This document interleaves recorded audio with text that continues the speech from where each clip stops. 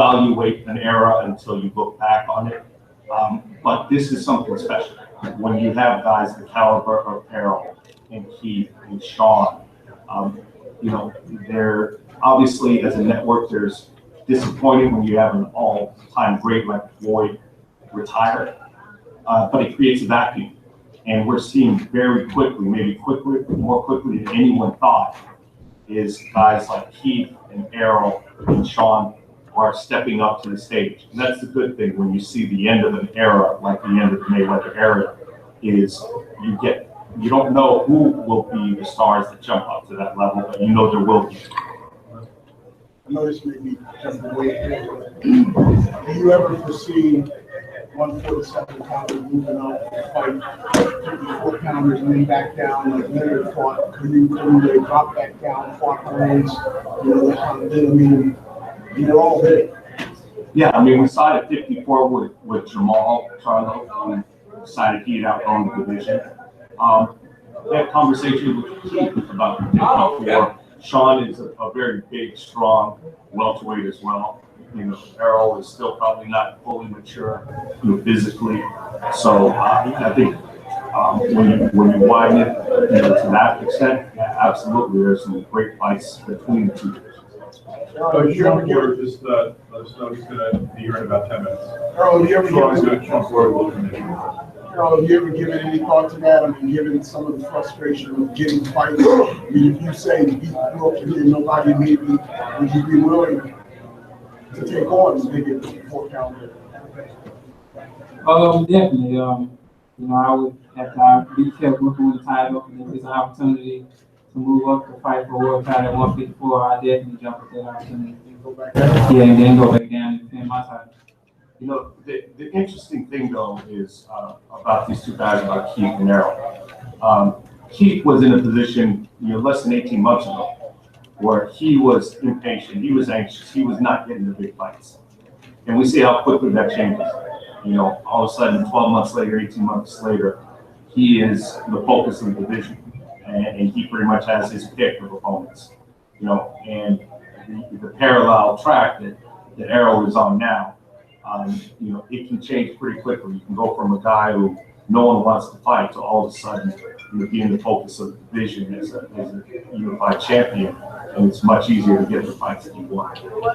Steve, to touch on what you mentioned, the fight next weekend, is it an easy decision to do it live? What were the factors going into the decision of how to air the fight? Well, it was not a tough decision to figure out which one we wanted. The live, you know, to us, an event of that scale, you know, the boxing fan, the general sports fan wants to see it live. I take your life here.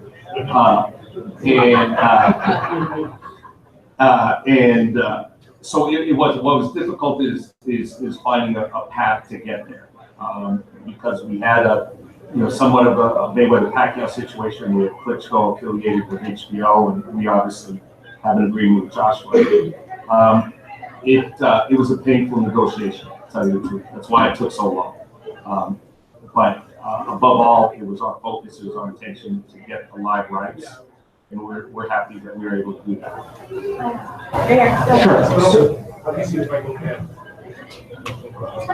You know, as it gets closer and closer, I get a little bit more and more unsure of the result. I think, like most people, you know, look back at Klitschko's last fight and you wonder what he has left in the tank. But if you look at Tyson Fury, 6'9", he's got arms miles long, it seems. It is extremely difficult to look good against Tyson Fury. So I think if you're going to judge Klitschko on the basis of the Tyson Fury fight, you're making a big mistake. You know, and I know Joshua's not doing that. So I think, you know, we have in Klitschko a little bit of an unknown quantity. We don't know exactly what he brings to the table. But the one thing we do know he has is experience, and that's his major advantage over Josh. Okay, so this is for Errol and Derek James. So there was a moment when the camera panned over to Keith, and the crowd reacted, and then the crowd reacted to you, and it seemed a lot louder. Both you and Keith have fought in this arena. Just wondering what that meant to you guys. It means a lot, just to get the recognition from the fans and knowing that your hard work is paying off and people recognizing you and, when they see you, they cheer for you. There's a lot of times where boxers get on the screen, they're booing. So it's a great feeling to have fans cheering for you, and when they see you, they're happy to see you. Back here. This question is for Steven. Okay, I understand that it's not official yet or anything's not done, but is the goal to put Thurman versus Porter 2 on free TV? Also, the second part of the question is, how many free TV fights does Showtime have lined up for this year? The good thing about being affiliated with CBS is we're affiliated with the #1 network. The disadvantage of doing that is that they're the #1 network. So, they've got a lot of highly rated stuff. I mean, it's not as if they're got nothing going on Saturdays and no programming that doesn't generate ratings. So it's a matter of having the right high-profile fight that represents the sport well, that matches a time in the CBS schedule when it makes sense for the CBS network. So that's why it's been a little bit opportunistic. It hasn't been on the set schedule. So if Thurman Porter happens again, I think we would definitely figure out at least try to figure out whether it makes sense to CBS. But just in the abstract, looking forward, if Thurman Porter were to happen, for example, in October, November, I already know that's a time where CBS is pretty heavy with college football. So even if that was something we intended to do, it would probably go on Showtime because CBS has got some really highly rated programming already in that slot. Yeah. Sure. So you guys did a lot of sparring with Jermell Charlo leading up to this fight. Sensational tonight. Is Kell Brook, how do you rate the challenge of Kell Brook coming up compared to the sparring with Jermell Charlo? Well, I think that Jermell's a lot faster than Kell Brook, more defensively minded. It's a lot. I think Jermell's a lot faster than Kell Brook, more defensive minded. He's Kell Brook's a great fighter, but I think that Jermell's a lot better than he is. He's a lot bigger, a lot stronger, and faster, and I think that makes a difference. And for me, it was a two-turn thing. So initially, I had Errol score with Jermell to have Jermell get ready for Charles Hadley. But then when we went to England and came up from the UK, it was time for them to get each other ready, right? So regardless of whatever, Kell Brook's a great fighter, and I think he'll bring a lot to the table, but Jermell is a bigger and better, faster fighter for us than Kell Brook. So if you think about him moving up, there's a lot of big guys up there also. He's not bigger than Errol, but in his mind he is. So that's the key to it, is that Jermell helped us out, and he helped Jermell out, and that's what brothers do. Stablemates do. Those of you who were obviously here didn't have the benefit of hearing the telecast. One of the things that Errol said on the telecast is that he would be going out to the UK 2 weeks early, which I thought was an interesting choice. Among other things, he'll be there for Tank's fight against Lee Walsh. But more importantly, he's there for 2 weeks of preparation. Errol, maybe you want to comment on sort of what went into that decision. Basically just to get adjusted. We didn't want to come, the week of the fight and then have, go the week of the fight and be sluggish and stuff like that. So we went 2 weeks early just to get adjusted, get grounded and stay focused. So the week of the fight we'll be prepared. Errol, what if any similarities, piggybacking on what Derek was talking about with Kell, what if any similarities are there between Kell and Jermell that'll help you for that fight, and in what ways? Kell Brook, he's the guy who like to throw the 1-2. That's his favorite punch. That's the punch he goes to, and the jab too. With Jermell Charlo, he does the same thing. He jab first, throws the 1-2, fights from the outside, and tries to set you up. And Jermell likes to set traps too, as you can see what he did with Hadley. So, you know, it's great. It's great sparring as far as somebody that thinks in the ring. He's a taller guy. He's big. He uses his jab, uses his fundamental just like Kell Brook. So it's a great experience whenever you can spar a world champion. You know, iron sharpen iron. So, you know, it's just a great experience overall. A lot of fighters don't get to fight. Get to spar a world champion preparing for a fight. So, you know, that's the best sparring I can get right now. Hey, Steven, looks like you're in the back. John Gatling, your fights. Okay. You alluded to the difficulty in negotiation with Klitschko and Joshua because of the disparity in the networks, but it got done. It seems like boxing is having a better year this year. It looks like we're outshining MMA. Can you talk about, I'm sure Errol will love to fight Manny Pacquiao. You got Canelo coming up in a couple of weeks or whatever.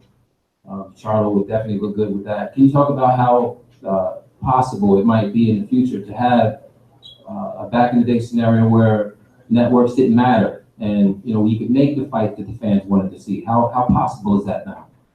Well, to be completely candid, I do think it's easier now because there's really one network that is committed to the sport.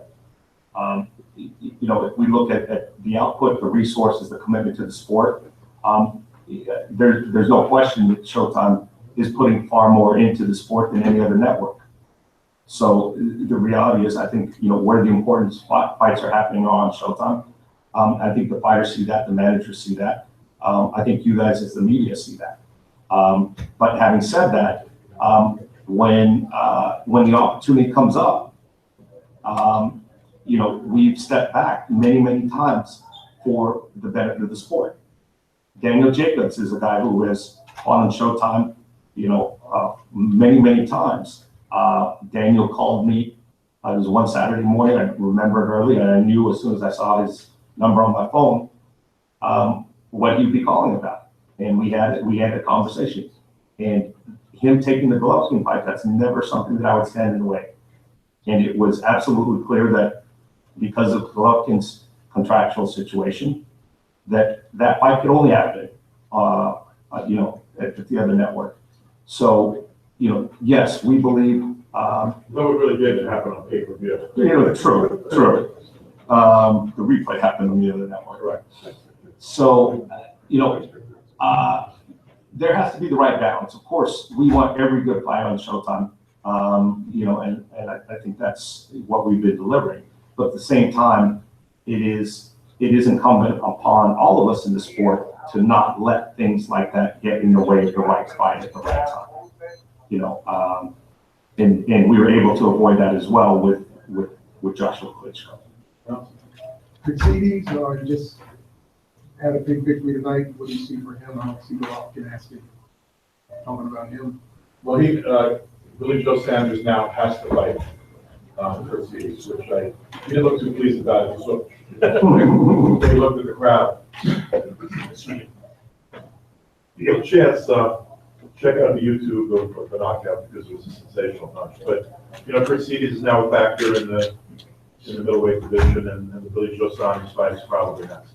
He helped Jacobs prepare for Golovkin. Yes, he did. He was in that match. I mean, look, to be able to be in camp with Danny Jacobs before a fight, you know, like for an interim title. I mean, like Errol said, to be in, you know, iron stays iron harder. You know, like that. His quote's better than mine. That's the fact. You get the idea. You get the idea. If you're in there with the best, that helps you. And he was in there with Danny and was in tremendous shape when he went over there. It was a relentless attack, and then the 5th round he knocked the kid out and took the beat over for the title. So, you know, he's now a factor in the middleweight division. And the middleweight division is also, you know, with Danny Jacobs. Clearly, I thought Danny won the fight, but it could have gone either way. But Danny's clearly at the top of his game. Probably going to come back to this building. Probably going to come back to Showtime in his next fight. And you know, there's a lot of exciting stuff ahead. Some of it's already scheduled, and more of it's going to be scheduled for the rest of the year. And most of it's going to be scheduled by the guys sitting next. Xavier Porter, BrooklynFights.com. 2 questions. This one is for Derek. One is for Derek. One is for Lou. Derek. Okay. All right. With Charles not here, was wondering if we can get your thoughts on what did you think of his performance tonight? And for Lou, question to you: how possible is it that we could see a fight made between Shawn Porter and Joe Smith? Derek first. Okay, so yeah, I think he did great, man. I think I don't think I know he followed the game plan. He controlled the distance. He kept. I knew that growing up with Charles having the family, and I watched the videos. I knew his balance was bad. So what you do is you make him keep reaching because he's not punching and stepping. He's just punching at the target. And so Jamel kept him off balance. He kept composed. He kept hitting with the jab. So I think he did a great job. I mean, I'm happy for him. I'm happy that the fight went the way it did because, you know, as a trainer, you always have an idea in a perfect world of what you want the fight to look like, right? And you get upset in the corner, you yell at the guys that they're doing one or two things wrong. And Jamel did everything basically that I had asked of him. He's a guy who was a great student just as Errol. That's why he's been so successful is that the great students and they're able to think with their own mind also. So it's like my thoughts read that. And Jamel worked it out. He did well. I mean, it was phenomenal. I was really kind of like very emotional. But, you know, when I was like that for the kids before they Barclays, Algeria fight also. So I mean, these two fights maybe Brooklyn, it brings that emotion out of me.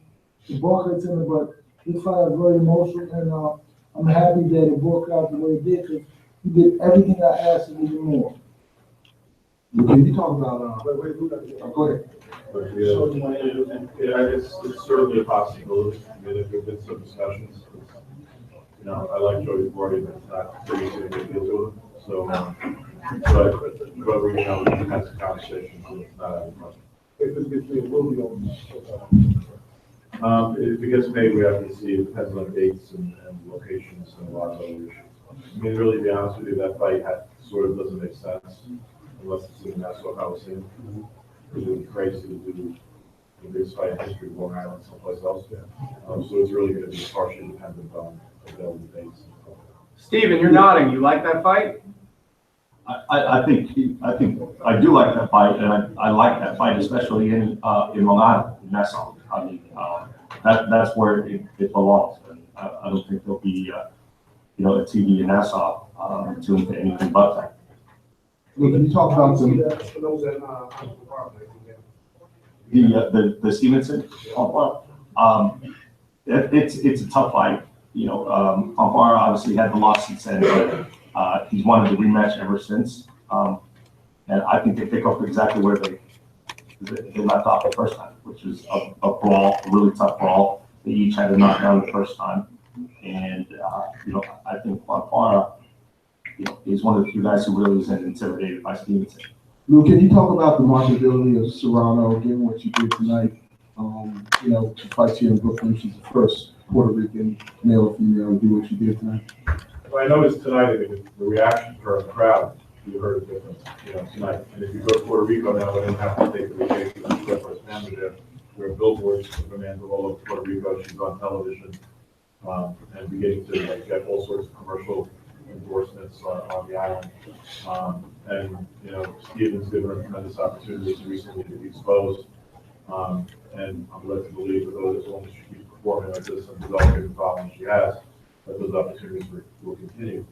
She's also really, when you look at the world of female boxing, she's really one of America's great pound-for-pound women fighters and one of the world's great pound-for-pound women fighters. So particularly with the support of Showtime, I think that there are big things ahead for him. Two questions. One is for Steven Espinosa.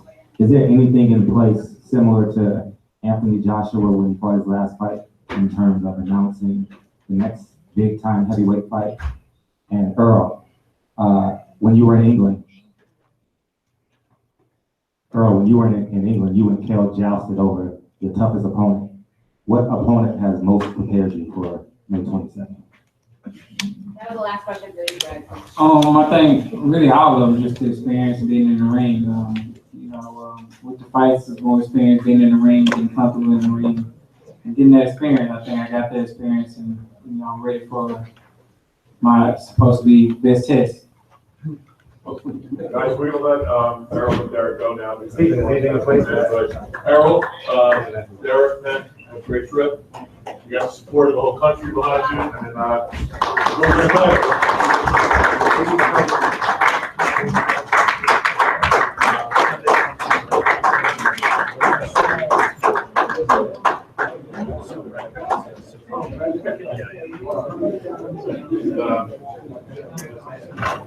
This young man, I told him a beast before when he was on the way to the doctor, but there's no one in boxing with more of a relentless attack than Showtime Shawn Porter. And this young man is one of the best shows in the entire game, and he's got one of the best trainers in the entire game. As you saw again tonight, I mean, I'm blown away every time I watch these two work together. You know, your game plans are so disruptive. And I mean, you know, you just never clinch. It's so difficult on the opponent. I was sitting next to Keith Thurman tonight, and the respect he has for Shawn is incredible, by the way.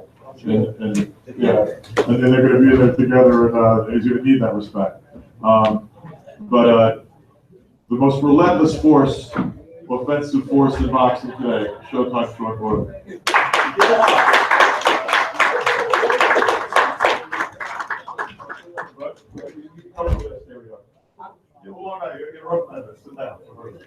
Unless you want to. Y'all good with me right here? Y'all want me up there?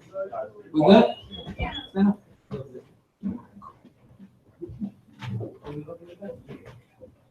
Showtime!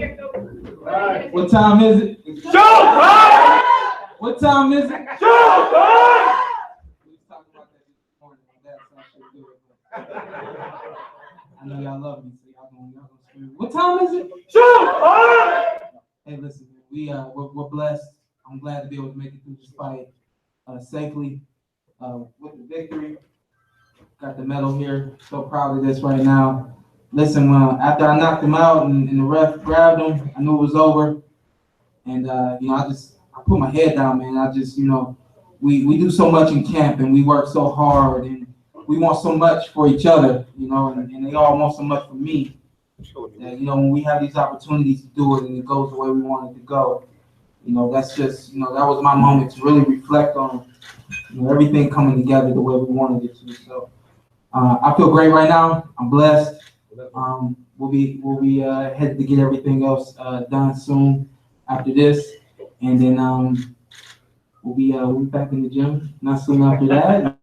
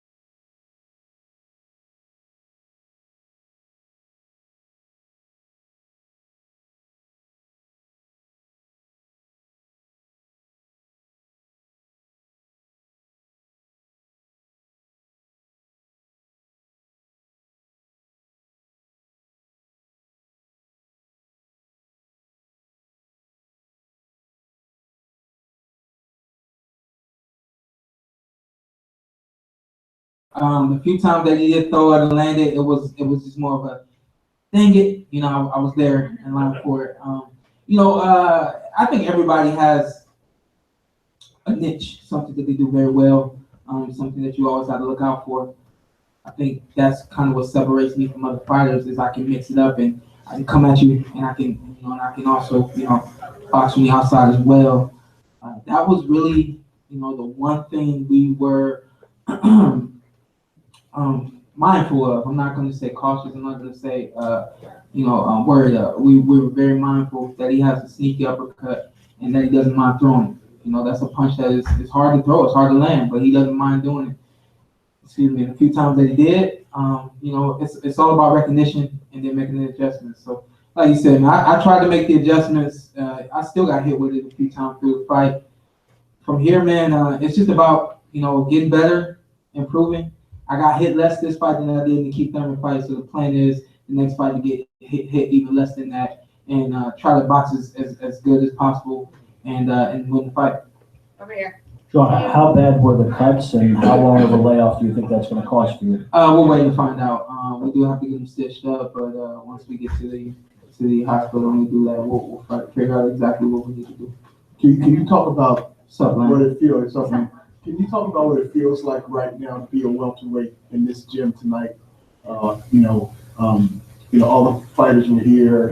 Kell Brook was here. Kell was here. Okay. The other guys, Keith Thurman. Okay. Everybody was here. All these guys were here, and yeah. When you're as comfortable as I am in the ring, I get in the ring and I see all the fighters that are around. Those are my colleagues. You know what I mean? Simply put, when those guys are off their feet and they're cheering for you, they know what's going on. So that is the confirmation that you need. My number one confirmation comes from my dad, but outside of him, making you guys scream and hoop and holler is awesome. But when I see, my fellow welterweights here, super welterweights, and so on and so forth, the other champions that are proud of me, that really it does something to me. It lets me know that I'm doing the right things and I should continue to do them. How exciting is it to be in that mix? Love it. I love it. I absolutely love it, man. When I got in the ring tonight, to me, I just want the bell to ring. Once the bell rings, we start to do what we work to do, and then we put it together and make it happen. So I'm always excited. Sometimes you may see me smile, sometimes you may see me with a serious face, but trust me, man, my heart is always joyful. Right here. Over here. Shawn, Kell Brook, he clinched you a lot in your fight. Did you learn something? Because in this fight, it's like you took no for an answer and you would not allow the hold. Yeah. Even with this fight in particular, this was something that we worked on. We knew that we were going to be able to push him off and then come immediately with punches. So that was something we worked on at our training facility as well. Is if we're caught in the hole, even not caught in the hole, but when it comes time to create space, we want to push him off or use our elbows to create the space and then go right at him. So I just think collectively overall, outside of the headbutts, we did a very good job tonight. The corner did a fantastic job. The communication was great. Even the communication during the fight was great. So it feels good to be in this kind of rhythm, in this spirit, doing what I do, and be able to come out on top of it. This message is questions for both Ken and Shawn Porter. I noticed online you guys did a lot of training, and when I saw Andre Berto quit, I was like, that must have been the 54-400 that you guys did. Can you speak to about? I noticed online you have like 3 or 4 people in the Hall of Fame. Can you speak to the experience of your corner and the actual training that you guys have done for this fight?